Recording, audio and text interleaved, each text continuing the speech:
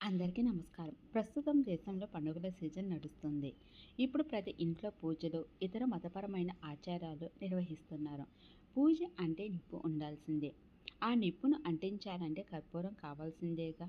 వాస్తవానికి కర్పూరం అనేది అగ్గిపుల్ల వెలిగించిన వెంటనే మండుతుంది. అలాగే మందమైన సువాసనను వెదజల్లుతుంది. మీలో ఎంతమందికి తెలుసు కర్పూరం ఎలా తయారు అవుతుందో? ఎప్పుడైనా ఆలోచించారా? పూజలో ఉపయోగించే కర్పూరాన్ని ఎలా తయారు చేస్తారు అనేది? రెండు రకాలుగా కర్పూరం తయారీ. మార్కెట్లో ప్రస్తుతం రెండు ప్రధాన రకాలుగా కర్పూరాలు అందుబాటులో ఉన్నాయి. మొదటిది సహజ కర్పూరం, రెండవది కర్మాగారాలు ఉత్పత్తి చేస్తున్న కృత్రిమ కర్పూరం. సహజ కర్పూరం అనేది కర్పూరం చెట్టు అనబడే చెట్టు నుండి లభిస్తుంది. దీనిని శాస్త్రీయంగా సిన్నమోగం కంఫోర్ అని పిలుస్తారు. ఈ కర్పూరం చెట్టు సుమారు 50 నుంచి 60 అడుగుల పొడవు వరకు పెరుగుతుంది. దీని ఆకులు గుండ్రంగా 4 అంగుళాల వెడల్పుతో ఉంటాయి. కర్పూరం చెట్టు చరిత్ర.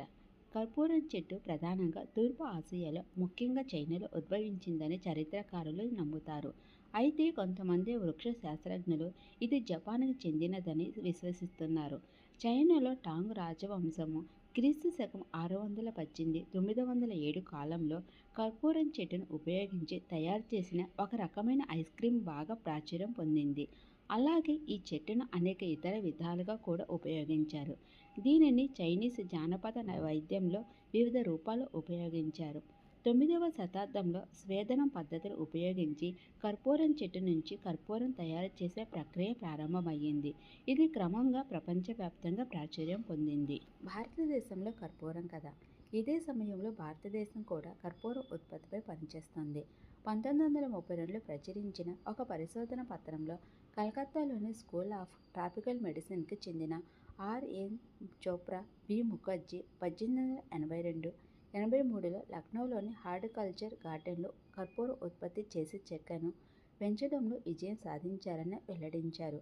తరువాతి సంవత్సరాల్లో దేశంలోని అనేక ప్రాంతాలలో కర్పూర చెట్ల పెంపకం పెద్ద ఎత్తున ప్రారంభమైంది. కర్పూర చెట్లను నల్ల బంగారం అనే పేరు ఎలా వచ్చింది? కర్పూర చెట్టును నల్ల బంగారం అని కూడా పిలుస్తారు. ఇది ప్రపంచంలోనే అత్యంత విలువైన చెట్లలో ఒకటిగా పేర్కొంటున్నారు.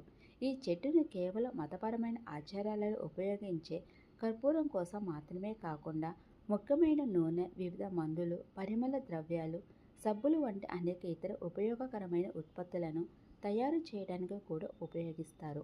కెమోటైప్స్ అని పిలువబడే 6 నిర్దిష్ట రసాయనాలు కర్పూర చెట్టులో ఉన్నాయని పరిశోధకులు చెబుతున్నారు. ఈ కెమోటైప్స్ ఏమిటంటే కర్పూరం, లినాలోల్, 1,8 సినోల్, నెరోలిడోల్,